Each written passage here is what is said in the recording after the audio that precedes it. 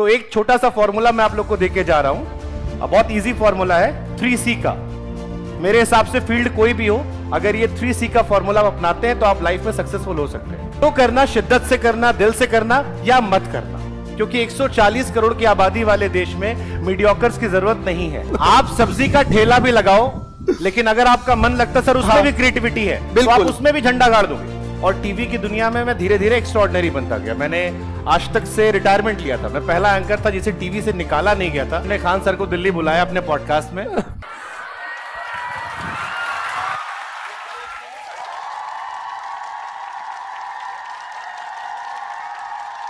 अब आपके सामने जो है उन्हें परिचय के मोहताज नहीं है। जहां पत्रकारिता की आवाज को कई बार ये होते हैं कि हमारी मीडिया का रैंकिंग कहां जा रहा है, उसी दौरान में कई लोग स्तंभ बन के खड़े रहते हैं। तो हम लोग की भी आपसे मिलवाते रहते हैं ताकि आपसे भी उम्मीद करें कि आप जिस फील्ड में जाएं आप भी आगे बढ़ते रहें और अच्छे काम को करते रहें। यहाँ पर तो आपके सामने आप सब जानते होंगे शुभंकर मिश्रा सिंह।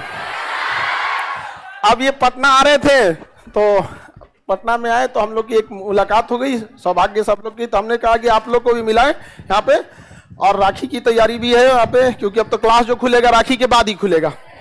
हाँ, तो इसलिए थोड़ा हम आज आप लोग से मिलवा दिए। कैसा लग रहा है सर क्लास? तो आप लोग बैठ गए। हाँ, पटना पहली बार आना हुआ है, बिहार पहली बार आना हुआ है, तो बहुत अच्छा लग रहा है आप लोगों को देख के। मेरा बहुत मन था खान सर से मुलाकात करने का, क्योंकि सोशल मीडिया के माध्यम से कई बार कई कॉम्प्लिकेटेड इश्यूज को बड़े हल्के फुल्के अंदाज में हम समझा करते थे। मेरी मम्मी बहुत बड़ी फैन है सर की, बाय द वे। और मम्मी की बात की है तो हमें ऐसा लगता है हम सबकी माँ एक जैसी होती है, सबको बहुत मानती है यहाँ पे। तो हम सर के आने 2 दिन पहले बात किए थे हम। हाँ। और थोड़ा सॉरी बोलेंगे उनसे, क्योंकि बाबा धाम का प्रसाद हम लोग नहीं ला पाए। एक्चुअली हम लाए थे, यहाँ लोग इतने आते हैं खा लिए, और वो हम स्पेशली आपकी मम्मी के लिए रखे थे। और बाबा धाम का अभी तो सावन चल रहा है ना, हमारे काउंटर पर रखा था। एक आदमी, क्या है? हम यहाँ का है, हम ले ले, हम मना कैसे करें? तो हम नेक्स्ट टाइम जरूर लाएंगे। कोई नहीं, हमने खान सर को दिल्ली बुलाया अपने पॉडकास्ट में, और आई एम श्योर वहां तक प्रसाद आ जाएगा। हाँ, जरूर आ जाएगा, जरूर। बाकी आप लोगों से आप सब अच्छा कर रहे होगे। आई एम श्योर यहाँ पहुंचे हो घर वालों से दूर, कुछ घर वालों के पास बहुत सारे सपने लेकर। मेरी लाइफ का एक्सपीरियंस इतना रहा कि मैं जब कॉलेज के टाइम में था और जब मैं बाद में एंकर बना, तो मेरे मन में कई बार ये सवाल आता था कि ऐसा क्या था कि जो मैं, क्योंकि आपको शायद कुछ लोग जानते होंगे, मैंने बीटेक मैकेनिकल इंजीनियरिंग की है। तो बीटेक से जब मैं टीवी की दुनिया में आया तो मेरे करियर में सक्सेस बहुत तेज आने लगी। मैं उन कुछ जर्नलिस्ट में था जो बहुत जल्दी नाम कमाने लगे। तो फिर मेरे मन में ख्याल आया कि यार टैलेंट तो पहले भी होगा मुझ में, तो वहां पर सक्सेस उतनी तेज क्यों नहीं मिली? क्योंकि मैं अपने स्कूल में एक एवरेज लड़का था, और टीवी की दुनिया में मैं धीरे धीरे एक्स्ट्रॉर्डिनरी बनता गया। मैंने आज तक से रिटायरमेंट लिया था। मैं पहला एंकर था जिसे टीवी से निकाला नहीं गया था, स्वेच्छा से छोड़ के गया था। तो ये थॉट आया मेरे मन में, अच्छा किए थे। हमने स्ट्रेट फॉरवर्ड बोल देते हैं, लेकिन सच में बहुत अच्छा किए। तो इसका रीजन क्या था? आई थिंक वो रीजन मैं आप लोगों से शेयर करना चाहता हूं। कोई भी काम जिंदगी में जिसमें आपको घड़ी देखने की जरूरत ना पड़े, हमेशा करियर के प्रोफेशन में उसे चुनना। सर ये सबको खाली फोन पे बतियाने में मन लगेगा, फिर उस पे ही ना घड़ी देखेगा सब, ना भूख देखेगा सब, ना प्रोफेशन बनाएगा सब उसको। आप सब्जी का ठेला भी लगाओ, लेकिन अगर आपका मन लगता सर उसमें भी क्रिएटिविटी है तो आप उसमें भी झंडा गाड़ दोगे। लेकिन कोई भी ऐसा काम जिसमें आपको बार बार घड़ी देखना पड़े, जैसे कई बार मैं सर से बात कर रहा था कि ऐसे कोचिंग सेंटर में भी पढ़ाई करते थे और मैं पीछे आके बैठ जाया करता था, और फिर 2-3 साल हम घर पे सिर्फ कहते थे कि तैयारी कर रहे हैं। क्या कर रहा है लड़का? तैयारी कर रहा है। और फिर तैयारी का रिजल्ट आता था, कई बार संकोच करते थे और बड़ी सारी परेशानियां हुई। या एग्जाम होते थे, अक्सर पूछते थे कि भाई तुमसे क्या पूछा सर ने? टीवी में यह सवाल कभी नहीं आया। उसका रीजन यह होता है कि जब आप अपने पसंद की चीज को करते हो तो आपको किसी को पुश नहीं करना पड़ता, किसी को आपको उठाना नहीं पड़ता, किसी को आपको पढ़ने के लिए कहना नहीं पड़ता, वो काम करने के लिए कहना नहीं पड़ता। और जब आपका एवरेज दिन होगा, क्योंकि आप हर दिन अपना बेस्ट नहीं दे सकते हो, लेकिन आपका एवरेज भी आपके चॉइस ऑफ फील्ड पे किसी और के बेस्ट से बेहतर हो जाता है। इसलिए अपने करियर में आप क्या करते हो वो आपका फैसला है। मैं सर के कोचिंग बिल्कुल बंद करवाने या कम करवाने के लिए नहीं हूं लेकिन जो करना शिद्दत से करना, दिल से करना या मत करना, क्योंकि 140 करोड़ की आबादी वाले देश में मीडियोकर्स की जरूरत नहीं है। और जितनी मेहनत करनी है वो अभी करना, क्योंकि अगर आपको आपके सपनों को पूरा करना है तो बाकी लोगों से थोड़ी ज्यादा मेहनत एक उम्र में करनी होगी। जो 11th-12th में करता है उसको टॉप कॉलेज मिल जाता है, जो कॉलेज में करता है उसको अच्छा प्लेसमेंट मिल जाता है, उसके बाद जिंदगी को अवसर और देती तैयारी करने का। जो तीनों में नहीं करता है वो ताउम्र मेहनत करता रहता है। तो ये आपको डिसाइड करना है कि बाकी लोगों से 5 साल एक बार में ज्यादा मेहनत करके जिंदगी संवार ले या पूरी जिंदगी मेहनत करते रहे। वो आपके अपने सपने हैं। बाकी एक शेर मैं कहना चाहूंगा, मैं हमेशा शेर से बड़ा इंस्पायर रहता हूं कि जहाजों को जो डुबा दे उसे तूफान कहते हैं, और तूफानों से जो टक्कर ले उसे इंसान कहते हैं। और ये मेरी फेवरेट लाइन है कि वो कौन सा आपदा है जो हो नहीं सकता, तेरा जी ना चाहे तो क्या हो नहीं सकता। वो कौन सा आपदा है जो हो नहीं सकता, तेरा जी ना चाहे तो क्या हो नहीं सकता। एक छोटा सा चीटा जाके पहाड़ के ऊपर घर करे, क्या ये लड़के अपने ख्वाबों को मुकम्मल ना कर सके। तो आई थिंक मेरी तरफ से आप सभी को बेस्ट विशेस। राखी भी आ रही उसकी, इंडिपेंडेंस डे गया उसकी। बस ये है जाते जाते कि लगे रहो, जमे रहो, डटे रहो। लगे रहो, जमे रहो, डटे रहो। ये दुनिया चाहे ना चाहे एक रोज तुम्हें अपने सराखों पर बिठाएगी, लेकिन शर्त यही है, लगे रहो, जमे रहो, डटे रहो। Thank you so much everyone. Bihar कैसा लगा? बिहार आप अगर 2 महीना रुक जाएंगे तो यहीं रह जाएंगे। देखिए, बिहारियों में एक बड़ी अच्छी चीज है। मैं कल प्रशांत किशोर जी का इंटरव्यू ले रहा था और बड़ी देर तक हमारी चर्चा चली। अभी आने वाले टाइम में इलेक्शन भी आएगा, कई महीने में यहाँ रहेंगे। हाँ, वो अभी काफी वर्क कर रहे हैं इलेक्शन पे, बड़ा तेजी से हाँ। नए विचारों को रख रहे हैं लोगों को लाने। अरे बहुत कठिन कठिन सवाल पूछे हाँ। हमने, आप लोग को मजा आएगा। आप लोग इंटरव्यू जरूर देखिएगा।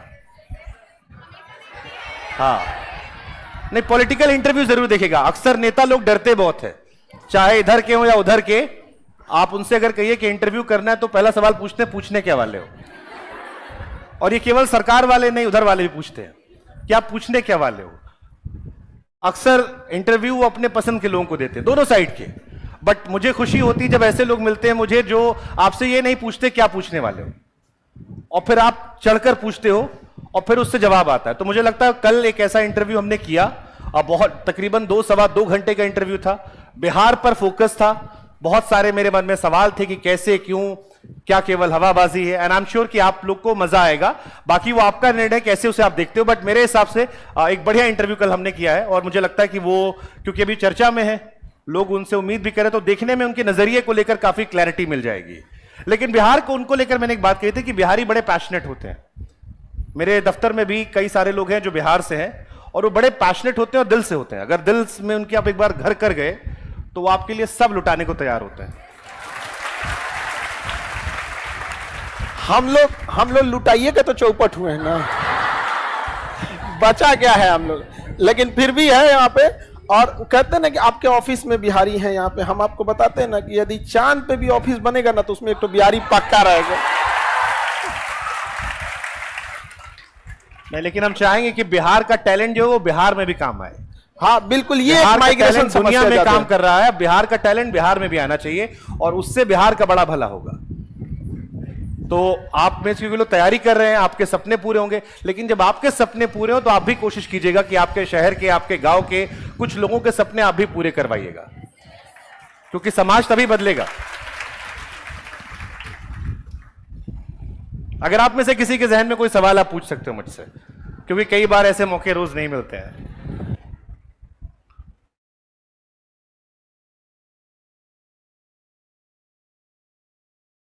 देखिए, खान सर रक्षाबंधन मनाने वाले हैं बड़े पैमाने पे, तो मुझे लगता है कि राखी के साथ आपकी कविता भी शायद वो ले लेंगे।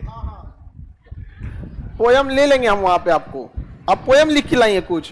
सर से कोई सवाल पूछना है पूछिए। हमको पोयम, आप पोयम मेरे पे लिखी है।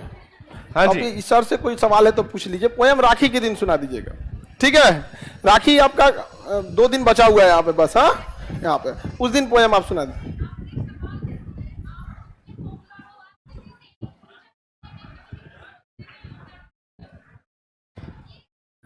मैम किसी से पैसा नहीं लेते ना, इसलिए।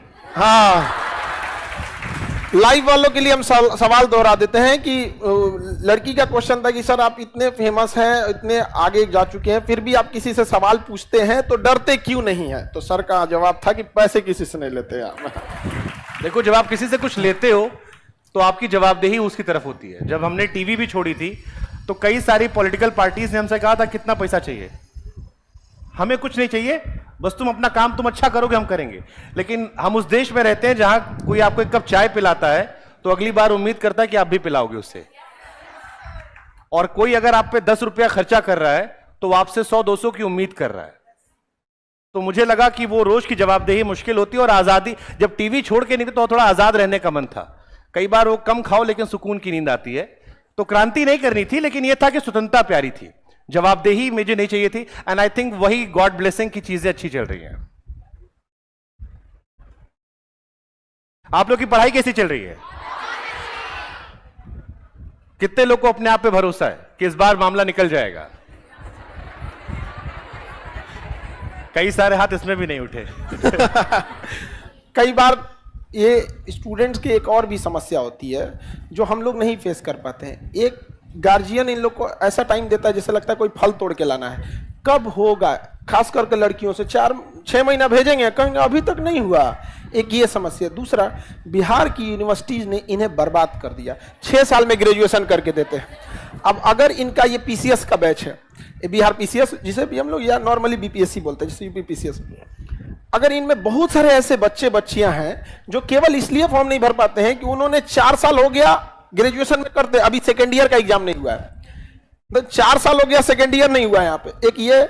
दूसरा, कुछ बेईमान लोग चंद पैसों की वजह से कई बार पेपर लीक कर देते हैं, और इनका सपना टूटने लगता है। हम तो कहते हैं कोई ऐसा डिवाइस लगाए नार्को टेस्ट टाइप का उगलवा ले, उसके बाद फिर गायब कर दे। कुछ की हिम्मत टूटने लगता है उससे। अच्छा, हम लोगों को भी बड़ा बुरा लगता है, चाहे जो भी हो। अब सर हमारे दिल्ली से आए घर छोड़ के यहाँ पे ताकि पढ़ाने के लिए, तो सर उतना दूर आप हैं। तो अब यहाँ पे ना ऐसा होता था कि पहले जो अमीर बच्चे थे वो दिल्ली जाके पढ़ाई करते थे। अब सबको दिल्ली तो नहीं भेज सकते थे, हम दिल्ली के जितने बेस्ट टीचर थे उनको यहाँ ले आ दिए यहाँ पर। तो ये लोग भी अपना घर द्वार सब छोड़ के यहाँ के पढ़ाते हैं। और जब पेपर लीक हो जाता है ना, तो कई बार सर लोग हमें कॉल करते हैं, सर बिहार में क्या हो रहा है। उस समय हमको जवाब देने के लिए कुछ रहता ही नहीं, हम बोले क्या बोले, अजीब सा हो जाता है। मतलब समझ में नहीं आता गुस्सा कहाँ निकाला जाए यहाँ पर। और एक सीधा सा जवाब आता है, हम इसकी जांच कर रहे हैं। अरे जांच कर रहे हैं, इनको जांच नहीं पूरा होता है यहाँ पे। अब तो समझते ही उन लोग को जांच कर रहे हैं। तो बस ये एक तो तकलीफ लग। अच्छा, ये केवल समस्या बिहार की नहीं है, ये यूपी की भी है, राजस्थान की, एक बड़े लेवल की पैन इंडिया समस्या बन चुकी है यहाँ पर। हमने सही बात है, कोई ना कोई तो करता ही होगा यहाँ पे। अब होता है यहाँ पे गांव में ना, ये धर्रा बन गया है कि पैसा से नौकरी मिल रही है। क्षणिक फायदा सबको चाहिए होता है। जो मेहनत नहीं कर रहा हो, पैसा दिखा रहा है, किसी को नेता बन के लूटना है, वो कई बातें, मतलब मैं सहमत हूं इस बात से कि अगर आप जात देख के वोट देंगे तो जाहिर सी बात है जो नेता आएगा वो आपको पैसा दे के आपका वोट ले रहा है, तो पैसा कहां से लाएगा? जात के साथ अब भात भी देख रहा है। हाँ, मतलब जात भात जो भी आ रहा है, 5 किलो 6 किलो नहीं, वो तो कई सारी चीजें हो गई। लेकिन जब आप आदमी की जगह जाति, और ये बहुत सच्चाई भी है, मैं जैसे आप में से इतने लोग बैठे हो, मैं दावे से कह सकता हूं कि 70% लोगों का नाम सुन के बता सकता हूं आप किस पॉलिटिकल पार्टी को वोट देते हो। ये तो 60 से 70% लोगों के बारे में, 30% वो होते हैं जिनमें 5-10% रेयर एग्जेम्पशन होते हैं। बाकी आप किसी पॉलिटिकल पार्टी से या तो डायरेक्ट जुड़े हुए या बेनिफिट ले रहे हैं, तो आप अपने कास्ट के अलावा वोट देते हैं, वरना सबका तय होता है। मेरे परिवार से लेकर आप सबका एक कह सकते हो। तो आई थिंक ये एक परसेप्शन तोड़ना बहुत जरूरी है। नहीं तोड़ोगे तो फिर नेता को पैसा चाहिए। अब नेता की फंडिंग भी तो कोई कर रहा है ना, इलेक्शन में खर्चा कर रहा है, गाड़ी चलवा रहा है, हेलीकॉप्टर लेके उड़ रहा है, कोई पैसा दे रहा है, तो पैसा वो रिटर्न भी तो चाहिए होगा। तो रिटर्न अपने घर से तो देगा नहीं, तो कहां से लाएगा? ऐसे ही कुछ ना कुछ कांड होंगे, कभी घोटाला होगा, कभी आपके पेपर लीक होंगे, कभी कुछ होगा। तो आई थिंक वो भी एक बड़ी समस्या है, बट वो हमारे हाथ में नहीं है। हमारे हाथ में है कि हम अपना सक्सेस कैसे पाए। तो एक छोटा सा फॉर्मूला मैं आप लोग को देके जा रहा हूं, बहुत इजी फॉर्मूला है 3C का। मेरे हिसाब से फील्ड कोई भी हो, अगर ये 3C का फॉर्मूला आप अपनाते हैं तो आप लाइफ में सक्सेसफुल हो सकते हैं। अब 3C में क्या है?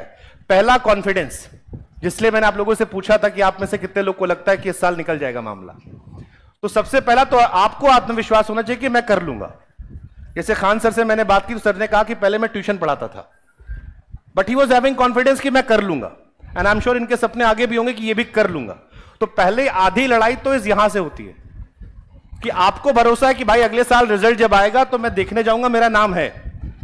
अगर मैं नीचे से देखना शुरू कर रहा हूं, मुझे डर है, तो आधा तो आप वहीं खत्म हो गए। तो first is confidence, second clarity कि अब ये तो है कि हम कर लेंगे गुरु, अब करेंगे कैसे? तो करने का तरीका सर है, वो अलग अलग फील्ड के अलग अलग है, वो आप अपने सीनियर समझ सकते हो किस फील्ड में आप क्या कर रहे हो। But first should be confidence, second should be clarity कैसे किया जाएगा, and the last should be consistency. वो शाहरुख खान ने कहा था ना कि आपकी तबीयत खराब होगी, गर्लफ्रेंड नाराज होगी, बॉयफ्रेंड गुस्सा हो जाएगा, बीच में ब्रेकअप हो जाएगा, कभी घर में पैसों की समस्या होगी, कभी रोड पे बारिश होगी, कभी ऑफिस आने का मन नहीं करेगा, बहुत सारे इश्यूज होंगे, लेकिन उन सब के बीच में रोज आपको कंसिस्टेंसी रखना है उस पीरियड में कि सपना पूरा हो। सो अगर आप में कॉन्फिडेंस है, उसके साथ क्लैरिटी है, और with clarity you have consistency, कर ली दुनिया मुट्ठी में। एक और बताते, जैसे हम ट्यूशन शुरू किए थे, आज टीचिंग बन गए यहाँ पे। आज कोई भी ऐसा गरीब विद्यार्थी भारत के किसी कोना पे वो ये नहीं कह सकता है खान सर के रहते मेरी पढ़ाई रुक सकती है, चाहे जिस फील्ड की पढ़ाई करे। इसीलिए नीट जेईई में भी हम लोग स्टार्ट किए कि उस वहाँ पे। और एक और बात बताते हैं, आने वाले, अभी तो ये छोटा लक्ष्य नहीं है, बड़ा लंबा लक्ष्य है, लेकिन कुछ समय ऐसा होगा कि दहेज लेने से लोग को डर लगेगा, और हम लोग उस पर वर्क कर रहे हैं। और आप लोग का धीरे धीरे थोड़ा साथ चाहिए, धीरे धीरे थोड़ा वर्क कर, अचानक नहीं जाना चाहिए, वरना मतलब किसी आग में हाथ डालने से पहले देखना चाहिए कितना गर्म है, उसी हिसाब से हटना चाहिए। तो एक ये भी समझता कि वो दहेज का पैसा आपकी पढ़ाई पे खर्च हो सके। और जिस दिन आप लोग पढ़ लिखिएगा उस दिन सबसे ज्यादा फायदा इस देश को होगा, क्योंकि एक पक्षी कभी अपने एक पंख से नहीं उड़ सकता है। हम पुरुषों को लगता था कि आज हम लोग आगे बढ़ा सकते हैं, आज तक ट्राई कर रहे हैं लोग 70 साल से।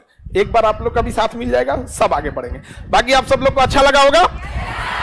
जैसे सर अपने फील्ड में एकदम बेस्ट किए, आप लोग भी अपने अपने फील्ड में जाइएगा, बेस्ट कीजिएगा, ठीक है? चलिए आप सब लोगों को happy Rakshabandhan. Thank you so much everyone, ध्यान रखिए अपना, खुश रहिए, मस्त रहिए। ठीक।